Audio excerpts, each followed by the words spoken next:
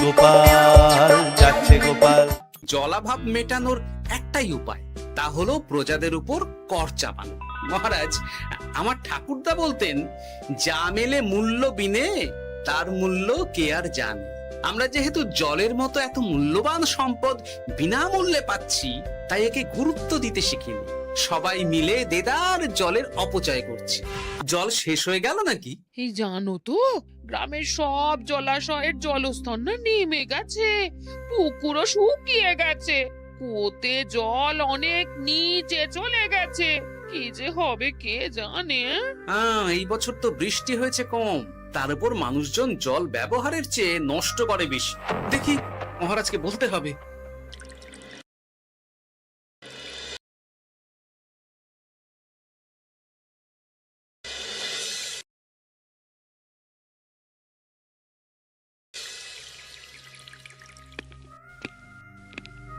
এই তো গোপাল এসে গেছে।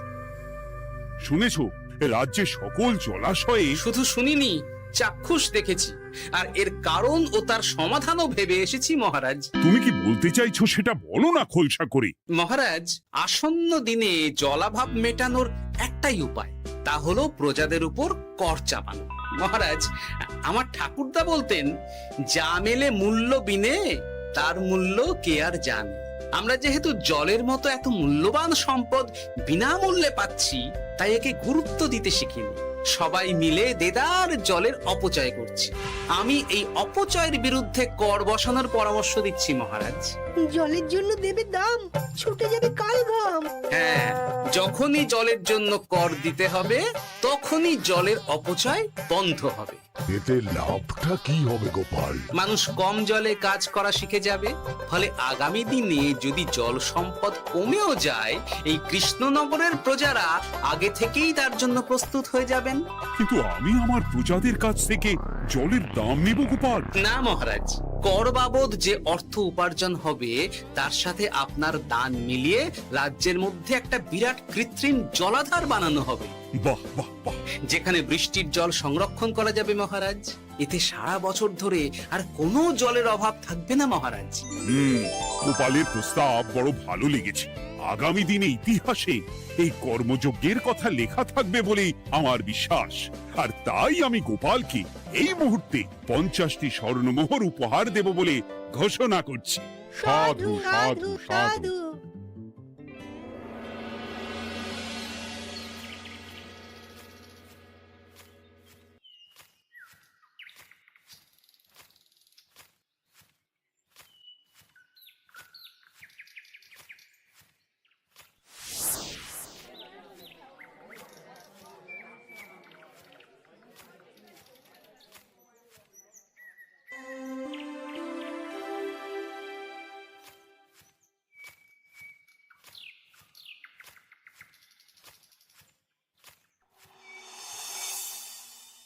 মানে আমার এই এতটুকু স্বাদ তুমি পূর্ণ করবে না?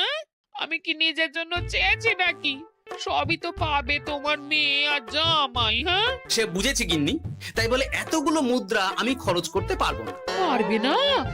আমি তাঁতির বাড়ি থেকে মেয়ে জামাইয়ের জন্য কয়েকটা শাড়ি আর ভালো পাঞ্জাবি কিনে একটু পাঠাবো। কিন্তু এখন আমার কাছে অত মুদ্রা নেই গিন্নি, পরে পেলে আমি ঠিক তোমার স্বাদ পূরণ করব। আবার বাজে কথা বলার জায়গা পাও না তুমি। এতক্ষণ কোথায় ছিলে গো? আমি বেলায় নদীর পাড়ে গিয়েছিলাম, তখন কমলা আমাকে বললো তোমায় নাকি দেখেছে। কি দেখেছি?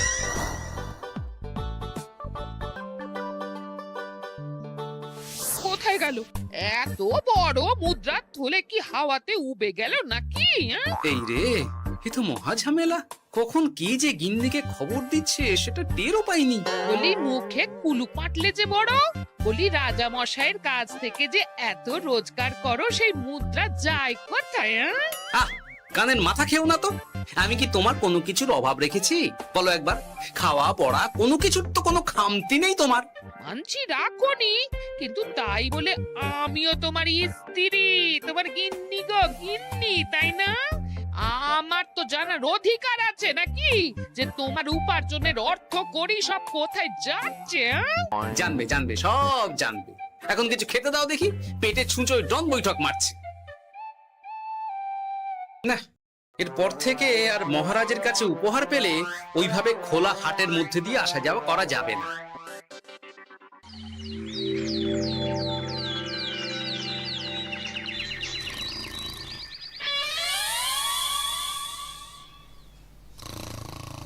তোমার আর কোনো চিন্তা নেই গোপাল, আমি তোমার মাসোহারা তো বাড়িয়ে দিলাম, সঙ্গে প্রত্যেক দিন তুমি 10 মোহর করে পারিতোষিক পাবে। এই নাও।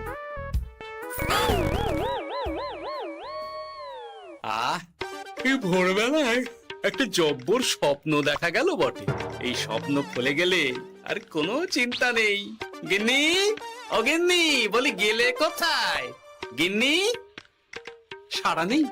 ও গিন্নি, রাগ করলে নাকি গো? আরে এসো এসো, এমন একটা স্বপ্ন দেখেছি না যে তোমার আর কোনো চিন্তা থাকবে না গিন্নি। মোহর আর মুদ্রা একেবারে ঝরে পড়বে গো।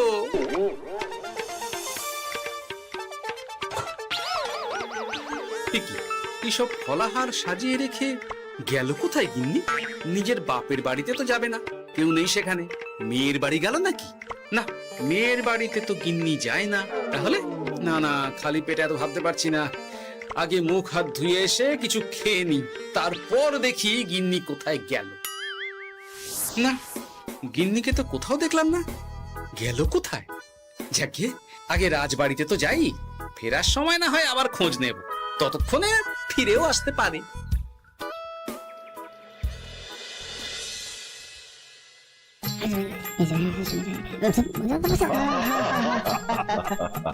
বাহ বাহ বাহ, একেই বোধহয় বলে সঙ্গগুণ। অনেকদিন এত হাসি নিয়ে। যা বলেছেন মহারাজ। হাসির চোটে পেটে ধরছে খিল। কর্তার গিন্নিতে দেখছি রয়েছে অনেক বেল। কি গিন্নি, তুমি এখানে কি করছো? একই গোপাল, তুমি রাজসভায় এলে যে বড়। তুমি নাকি রাজসভার কাজ থেকে অবসর নিতে চেয়েছো? হ্যাঁ, এই কথা কে বললো মহারাজ? এই তো উনি বললেন। বলি আমি আবার কি করব? তুমি আমায় একটা কাজ দিলে আর সেটা আমি করব না বলো? আমি তোমায় কাজ দিলাম? কি কাজ? বাবা গোপাল, তুমি কি আকাশ থেকে পড়লে নাকি? তুমি তো তোমার গিন্নিকে বলে পাঠিয়েছো যে তুমি আর রাজসভার কাজে যোগ দিতে চাও না। তোমার নাকি আর কাজে মতি নেই, তুমি বিশ্রাম চাও। এই রে, গিন্নি দেখি ভয়ঙ্কর চাল দিয়েছে। আমার নামে রাজসভায় এসে এইসব বলেছে। তাই কথা ঠিকই গোপাল, যে তোমার অবসর গ্রহণের কথা শুনে আমি বিশেষ মনমরা হয়ে পড়েছিলাম। কিন্তু তোমার গিন্নি যেভাবে রাজসভায় হাসি মজা হুল্লোড় পরিবেশন করছে, তাতে আমার মনে হচ্ছে এ সাপে বড় হয়েছে। এই বেলা যদি গোপালকে কায়দা করে রাজসভা থেকে তাড়ানো যায়, তাহলে আমার পথ থেকে বিরাট বড় একটা কাঁটা উপড়ে ফেলা যাবে। গোপাল গিন্নি সবার মধ্যে বিলিয়েছেন হাসি, তার জন্য রাজামশাই হয়েছেন ভারী খুশি। হ্যাঁ গোপাল, তাই আমি ঠিক করেছি তোমার স্থানে আমি তোমার গিন্নিকেই বহাল করব। হ্যাঁ, তোমার সঙ্গে ঘর সংসার করে ওর বুদ্ধি বেশ খোলতাই হয়েছে, সেটা বোঝাই যাচ্ছে। এছাড়াও আমাদের অনেক পরামর্শ দিয়ে সাহায্যও করতে পারবে। তাছাড়া উনি মহিলা বলে অন্দরমহলেও যেতে পারবেন, রানীমাও খুশি হবেন বলেই তো আমার বিশ্বাস। কি গোপাল গিন্নি, তোমার এই কাজ করতে কোনো আপত্তি নেই তো? আপত্তি কেন থাকবে মহারাজ? আমি ধন্য আপনি আমায় এত বড় সম্মান দিচ্ছেন বলে। তুমি আমার কত বড় সর্বনাশ করলে গিন্নি। তুমি কিনা শেষে আমার চাকরিটাই খেলে। এটা গোপালের জন্য বড় ভালো হলো, তাই না? কোনো কাজ করতে হবে না, কিন্তু রোজগার আগের মতোই থাকবে। অবসর আর উপার্জন একসাথে। না হে গোপাল, তুমি আর এখানে কাঁচু মাচু মুখে দাঁড়িয়ে না থেকে নিজের বিশ্রামে ব্যাঘাত ঘটিও না। আমাকে সবার কাজ শুরু করতে দাও। যথা আজ্ঞা মহারাজ।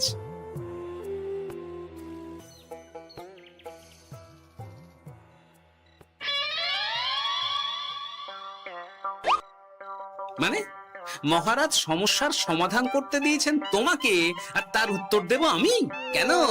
তুমি আমার চাকরি খাবে আর তোমার সেই চাকরি রাখার দায় নেব আমি? হ্যাঁ হ্যাঁ, নেবে। মানে কাল রাজসভায় মহারাজের সমস্যার সমাধান করব, সেই মতো কথা দিয়ে এসেছি। হ্যাঁ, আগাম 10টা মুদ্রাও বাগিয়ে এনেছি।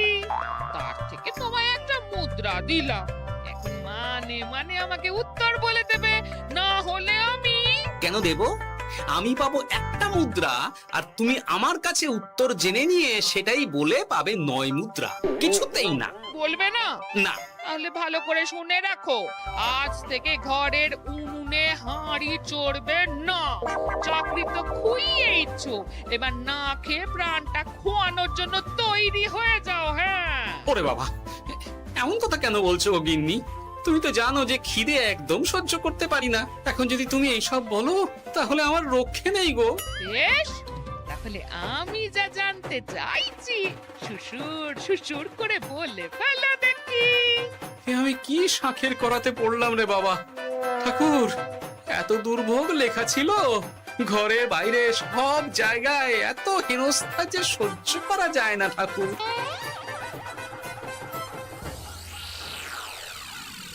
একেই তো বলে গো গিন্নি, মেঘ না চাইতেই জল। এতদিন কতভাবে চেষ্টা করেছি গোপালকে রাজসভা থেকে তাড়াবার, আর গোপাল নিজেই কিনা রাজসভা থেকে পালিয়ে গেল। সব বলছো? তোমার শরীর ঠিক আছে তো?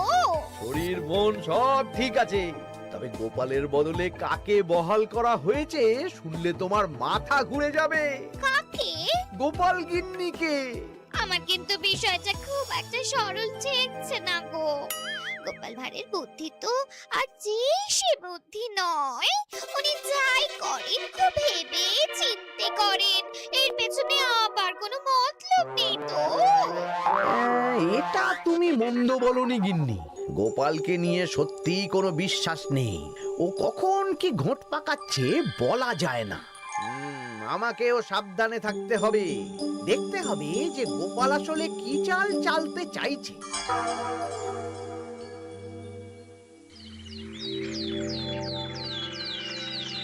হ্যাঁ গোপাল গিন্নি, এই একটাই প্রশ্ন আমায় সারা রাত ধরে জাগিয়ে রেখেছে। মানুষ মরে ভূত হয়, ভূত কি মরে? তাহলে ভূত মরলে কি হয়?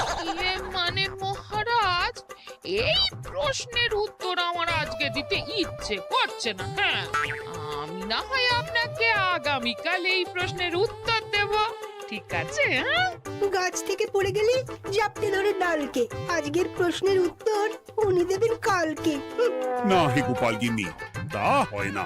এই প্রশ্ন আমাকে সারা রাত বিচলিত করেছে।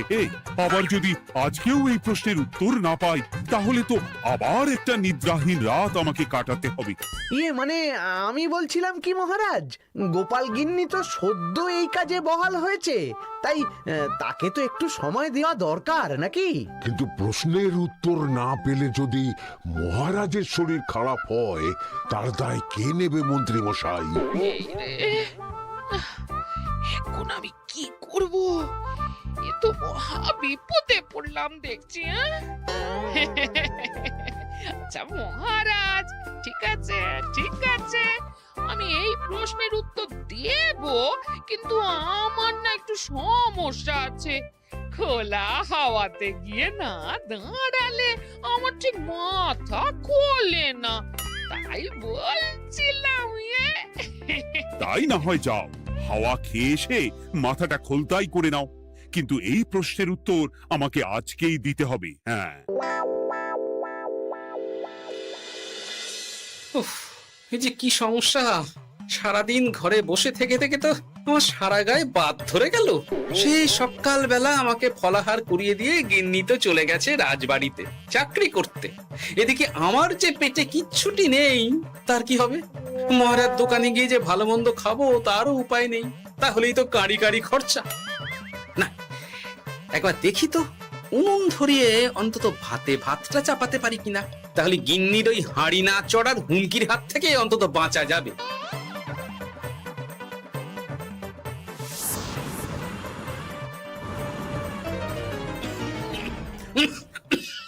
ও বাবা গো, ও বাবা, এত কেসে কেসে সোজা শেষ যাত্রা হয়ে যাবে আমার। না, এর চেয়ে না খেয়ে মরাও ঢের ভালো। দেখি তুমি বাড়িতে কেন?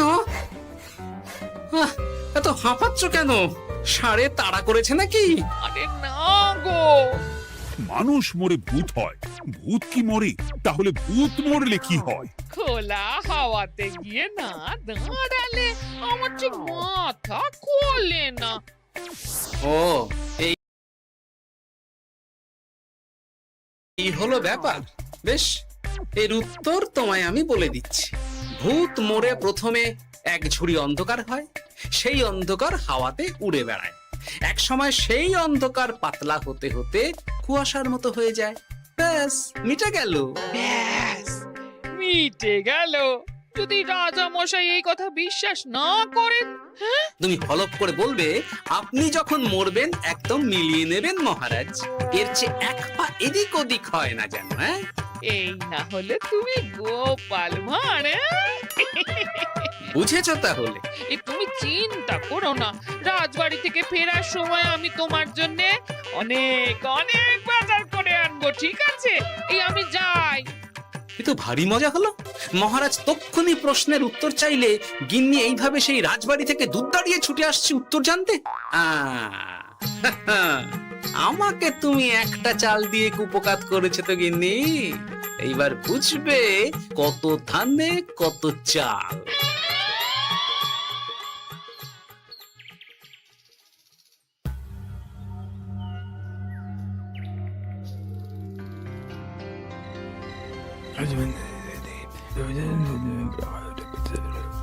বুঝেছিস তো তোর কাজটা? খুব বুঝেছি গোপাল দাদা। নেই, এবার লেগে পড় দেখি।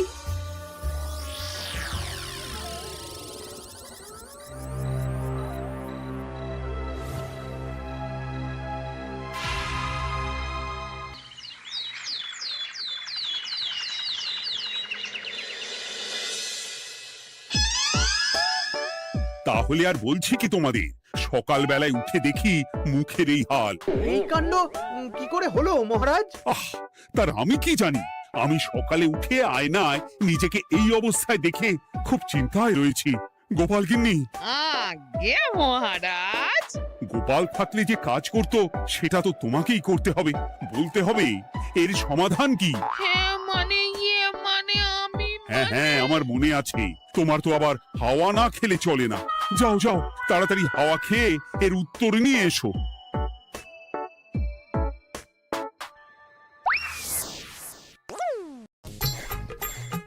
এই জন্য তুমি এত দূর ছুটে এলে গিন্নি? মহারাজকে বলবে যে তিনি যেন আজ রাতে চাদরটা মুখে ভালো করে মুড়িয়ে ঘুমোন, তাহলেই মিটে যাবে।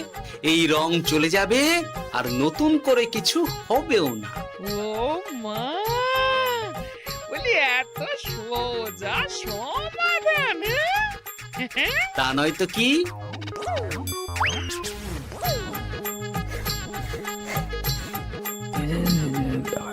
কাল সারা রাত আকাশে একবার দেখলাম চাঁদ উঠেছে, আর একবার দেখলাম ঘোর অমাবস্যা। এর কারণ কি? একই রাতে দুই তিথি হয় কি করে? মানে আর একটা সমস্যা, হ্যাঁ, এটা আগে বললেই তো হতো মহারাজ।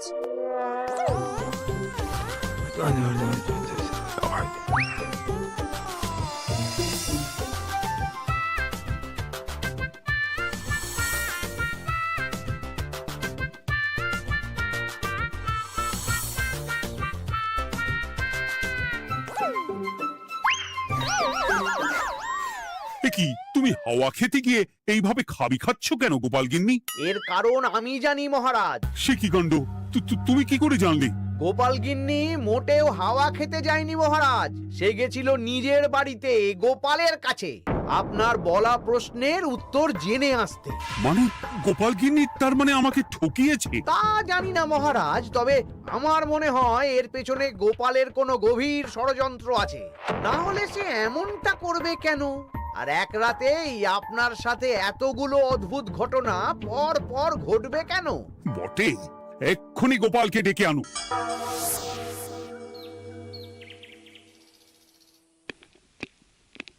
না মহারাজ, আমি সত্যি অবসর চেয়েছিলাম, আর তাই আমার গিন্নি আপনার কাছে এসে বলেছিল। ওর কোনো দোষ নেই মহারাজ। না মহারাজ, আমি মিথ্যে কথা বলেছি, হ্যাঁ। উনি আপনার কাছ থেকে পাওয়া সোনার মোহর নিয়ে বাড়ি যান না, তাই আমি ওকে শায়েস্তা করতে এই ফন্দি করেছিলাম। আসলে মহারাজ, আমি আপনার কাছ থেকে পাওয়া সোনার মোহর জল প্রকল্পের কাজে লাগাবো বলে কিছু জনকে নিয়ে একটা দল গঠন করতে গিয়েছিলাম। আর তাদের কাছেই ওগুলো রেখে এসেছি। এটা যদি আমার দোষ হয় তাহলে আমি ক্ষমা প্রার্থী মহারাজ। সাধু গোপাল, সাধু তোমার উত্তর। এই কাণ্ড! আর এদিকে রাজবাড়ি থেকে বাড়ি আর বাড়ি থেকে রাজবাড়ি করতে করতে আমার প্রাণ ওষ্ঠাগত হয়ে গেছে মহারাজ। ওহ, আমার ঘাট হয়েছে, আপনি আমায় ক্ষমা করে দিন মহারাজ। হুম, এইবার মজার টের পেয়েছ তো গিন্নি? আপনি আপনার আদরের গোপাল ভাঁড়কেই তার চাকরি ফিরিয়ে দিন মহারাজ। আমি যাই আমার হেসেল সামলাতে। কেলে পচা খুব ভালো করেছে বলতে হবে।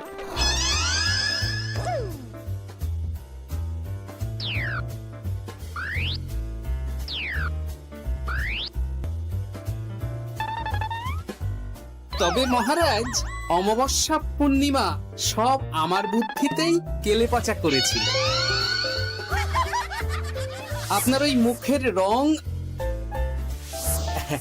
ওটি একটি বিশেষ রং যার আয়ু একদিন, তাই ওটা এমনিই মিলিয়ে গেছে। হ্যাঁ, সেই বরং ভালো। তুমি তোমার গিন্নিকে নিস্তার দাও গোপাল। তাছাড়া আমিও আমার গোপালকে ছেড়ে আর থাকতে পারছি না। যথা আজ্ঞা মহারাজ। আমারও যে আর এই অবসর ভালো লাগছে না মহারাজ। গোপাল ছাড়া রাজসভা যে লাগে ফাঁকা ফাঁকা, তাই তো আবার চাকরিতে তাকে বহাল রাখা।